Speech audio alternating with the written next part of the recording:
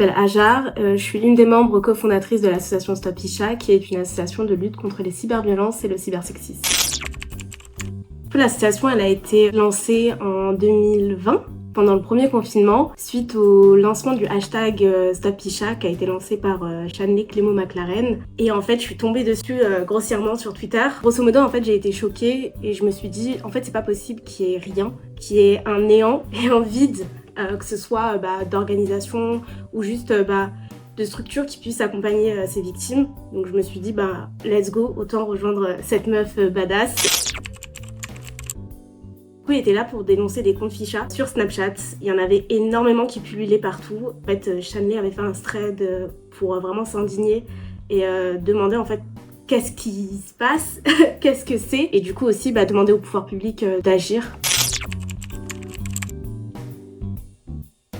Quand on a cofondé Stop Ficha, déjà de base c'était parti de Shanley Clément-McLaren, mais avant ça c'est parti de sa petite sœur en fait qui l'a alerté sur les comptes ficha. Et en fait un jour on s'est réunis, du coup tout le collectif, parce qu'on a décidé de devenir collectif avant de devenir association, et on s'est dit comment porter notre voix encore plus loin et comment en fait aussi on s'est retrouvé un peu face à une petite difficulté, c'est l'agisme. C'est qu'en fait les gens s'attendent pas à ce qu'on ait 20 ans, 25 ans, et peut-être s'attendent à ce qu'on soit plus âgé. Les gens ne nous prenaient pas au sérieux en tant que collectif. Et en fait, du coup, quand ils nous voient, ils nous prennent directement de haut. Et ce que je trouve totalement stupide, parce qu'en vérité, on est experte sur nos sujets et on l'a prouvé, je pense. Et on s'est dit, ok, en fait, on gagnerait en crédibilité et en force de frappe en devenant association. Du coup, on a créé une structure, on s'est dit, le but, c'est d'accompagner, que ce soit sur le plan juridique ou juste un conseil psychologique ou parfois juste être une grande sœur et écouter, tendre la main. On n'a pas eu tant que ça de galère parce qu'on s'est quand même bien entouré, notamment d'autres organisations qui étaient là avant nous, notamment Féministes vs Cyberharcèlement, qui, elles, sont nées en 2016. Donc en vrai, elles ont quand même posé des bases pour nous, bases qui nous ont été extrêmement utiles parce qu'elles ont sorti des premières données. En fait, elles ont vraiment mis les premières marches et nous, on est venus et on a continué avec elles. Donc c'était assez cool aussi parce qu'elles nous ont pris aussi un peu en grande sœur. Elles nous ont donné pas mal de conseils. Mais après, il y a d'autres organisations aussi qui nous ont beaucoup conseillé, beaucoup accompagné, notamment Point de Contact aussi. Mine de rien, je pense qu'on a réussi à jouer nos cartes dans le sens où on est venu avec chacune nos compétences et on les a mis à profit. En fait, on les a toutes déposées sur la table et on s'est dit ok, je suis avocate, donc je vais essayer de vous donner plein de connaissances, comme ça vous après derrière vous allez pouvoir les redistribuer aux membres. Mais aussi en vrai, Stop Ficha, on l'a pensé et on l'a réfléchi en se disant le but aussi c'est que plus tard ce soit repris par d'autres. En fait, on n'a pas le monopole de cette lutte. Et on ne veut pas avoir le monopole de cette lutte, donc le but c'est que ce soit repris par tout le monde en fait. Déjà au sein de Stop Ficha, il n'y a pas de salariés, on est toutes bénévoles. Du coup on fait tout ça pendant notre temps libre ou même juste parfois en pause.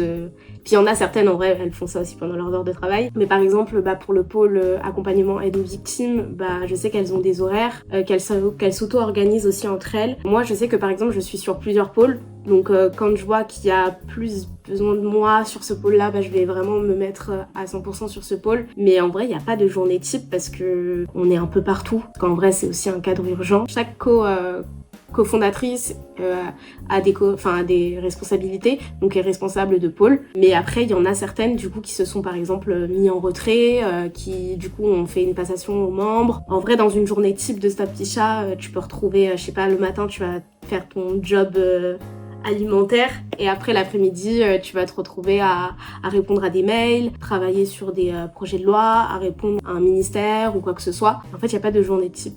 Ou alors par exemple on peut te proposer aussi de faire des sensibilisations parce qu'on fait pas mal de sensibilisations. Parce qu'à côté aussi j'organise des événements ou par exemple là on va faire un séminaire avec toutes les membres. Après en vrai il y en a certaines qui donnent beaucoup plus de temps. En vrai on a aussi un droit de retrait. On prend aussi pas mal de temps pour se reposer. Et après on revient, t'en as certaines, elles ont pris des pauses de 6 mois et elles reviennent et il n'y a pas d'injonction à être là. Enfin, on est bénévole, donc on fait aussi avec les moyens qu'on a. Grosso modo, en fait, un compte ficha, c'est un compte qui est là pour, à mon sens, détruire la vie des personnes qui vont afficher, parce que ficha, c'est le verlan d'afficher. En fait, dedans, ils vont afficher du coup les données personnelles de femmes, de jeunes filles, de personnes de queer, LGBTQIA, avec leur nom, leur prénom, leurs données personnelles. tout ce qui permettrait en fait de pouvoir les retrouver dans la vie physique. Leur but premier, c'est aussi d'afficher les nudes, donc des photos à caractère intime de ces personnes-là, parfois aussi des deepfakes. C'est ce que c'est le deepfake? Non. Des photos de vous nus, des photos de vous en train de faire une fellation. Et du coup, en fait, détruire ta réputation et te faire du mal. Mais après, en vrai, il n'y a pas de profil type d'hommes qui vont se retrouver à afficher des femmes ou quoi que ce soit. Parfois, c'est des ex, parfois, c'est des maris, parfois, c'est des collègues de travail, parfois, c'est juste des camarades de classe. Donc en fait, c'est ça aussi qui est un peu déstabilisant, c'est que ça peut être tout le monde et c'est finalement tout le monde. Après, dans le profil des victimes, malheureusement, on retrouve beaucoup de lycéennes, beaucoup d'étudiantes, même aussi parfois des mères célibataires ou avec leur ex-mari qui du coup les harcèlent depuis des années et qui du coup passent un peu la seconde et décident de les afficher sur les réseaux sociaux. Ça s'arrête pas à 18 ans, ça s'arrête pas à 20 ans et ça ne commence pas à 20 ans et ça peut toucher autant la madame de 55 ans que la jeune fille de 12 ans en fait, ou de même parfois 9 ans. Donc en fait ça touche tout le monde. Revenge porn, si on le traduit, ça fait vengeance pornographique et ça revient à dire en fait que finalement elles ont aussi peut-être cherché ce qui se passe et aussi peut-être qu'elles l'ont provoqué, ce qui est totalement faux. Et au-delà de ça, Shanley de l'association, elle aime beaucoup dire aussi parfois c'est juste des dos, des corps. Parfois c'est juste des photos de dos et il n'y a rien de pornographique. Même là aussi, en fait, pour moi, ce terme, il est à abolir parce qu'en vrai, il n'a pas de sens. Nous, on utilise le terme diffusion de contenu intime, diffusion sans consentement. Ça fait 5 ans, on essaie encore de trouver le bon terme.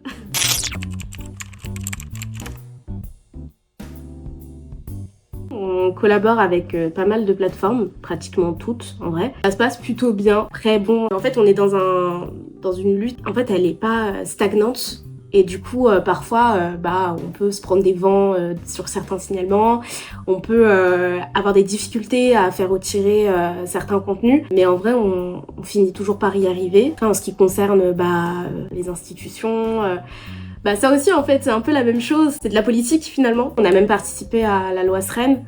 On a apporté en fait notre expertise sur le projet de loi. On a quand même réussi à créer des liens du coup avec les institutions, donc ça c'est assez cool. Et de toute façon en vrai au sein de Stop Ficha il y a un pôle institutionnel et aussi un pôle relations internationales pour aussi créer des ponts avec d'autres pays et vraiment montrer que en fait les cyberviolences en fait ça s'arrête pas à la France et que c'est international.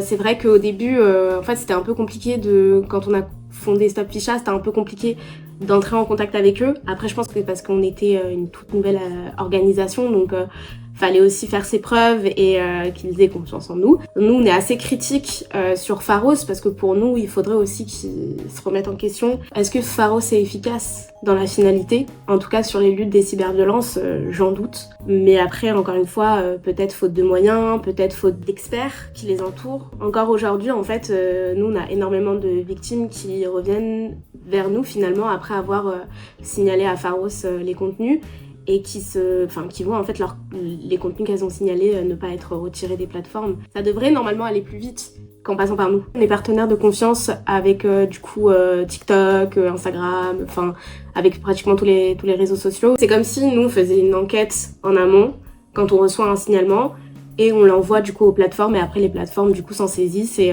soit suppriment le contenu, soit nous renvoient un mail pour nous expliquer la raison pour laquelle ils n'ont pas supprimé tel ou tel contenu.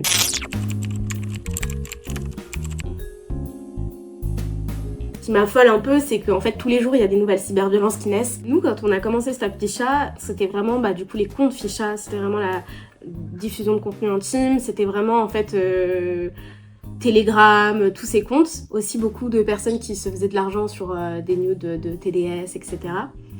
Là, en vrai, moi ce que je remarque beaucoup, c'est aussi pas mal de sites qui se créent, notamment Wikimedia, avec du coup beaucoup de contenu qui fuite sur les TDS, beaucoup de contenu aussi sur des influenceuses, avec beaucoup d'utilisation d'IA du coup, notamment aussi sur TikTok. Il y a beaucoup de vidéos en fait grossophobes, racistes, qui sont générées par l'intelligence artificielle Sora, qui moi personnellement m'a vraiment choquée et je me suis dit je sais pas comment TikTok ne s'est pas encore positionné là-dessus et n'a pas bloqué ces contenus-là. C'est vraiment en fait que des vidéos générées par cette intelligence artificielle qui s'appelle Sora 4. Et en fait, c'est vraiment des vidéos qui vont mettre en avant en fait des personnes grosses qui vont, je sais pas, genre par exemple là, je suis ici, le sol il va se péter et après en fait tu vas entendre des gens rire. C'est vraiment juste des images pour illustrer des personnes encore une fois et juste les tourner en ridicule. Chaque nouvelle cyberviolence qui se crée sont encore là en fait pour finalement humilier des femmes, humilier des minorités, humilier des personnes racisées, des personnes queer, etc.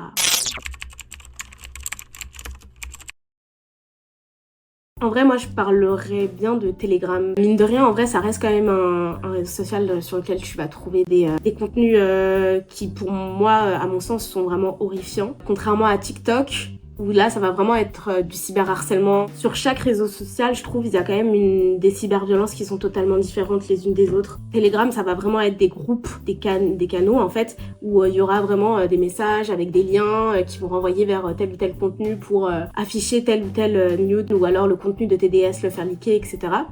Contrairement à TikTok où t'as certains créateurs de contenu. Leur moyen aussi de se faire de l'argent et de continuer à faire du buzz sur les réseaux, c'est aussi s'en prendre à d'autres créatrices de contenu. Il y en a un, je vais pas citer son nom. Lui, en fait, il fait vraiment que du contenu sur des femmes créatrices de contenu. Et notamment, il crée des documentaires où, en fait, il va les diffamer. Il va vraiment essayer de détruire leur réputation. Mais en même temps, il va générer beaucoup de haine vers ces femmes, tout en se cachant derrière le « non mais n'allez pas les cyberharceler les pauvres ». C'est du cyberharcèlement ce qu'il est en train de faire. On a été formés, on s'est formés aussi. Après, on est aussi accompagné par une psy. On a des séances de psy. Après aussi, celles qui sont dans les pôles sensibles, donc par exemple accompagnement aide aux victimes, signalement. C'est vrai qu'on essaye un peu de les mettre un peu dans un bunker. C'est-à-dire que quand elles se sentent pas bien ou quand elles ont été face à un contenu qui les a vraiment mis de mal, on essaye de prendre le relais, on essaye de vraiment les décharger au maximum. C'est aussi l'idée on est un collectif, on est un groupe, on est une association, on est ensemble. Donc si là t'es pas en mesure de pouvoir gérer, nous on va gérer pour toi. T'es pas non plus indispensable à cette lutte et c'est ok. Et le principal aussi c'est que toi t'ailles bien.